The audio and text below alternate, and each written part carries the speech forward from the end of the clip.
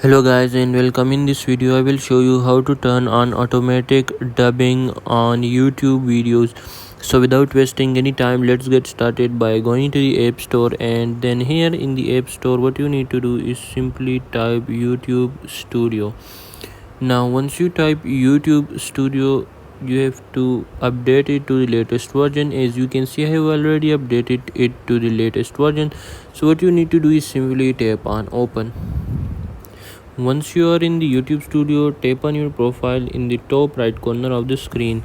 Here what you need to do is simply tap on settings.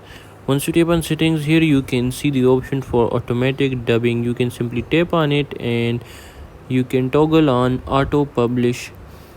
Now the translation are immediately available to your viewers. So that's it for this video. Make sure to like and subscribe for more. Until next time, see you soon in another video.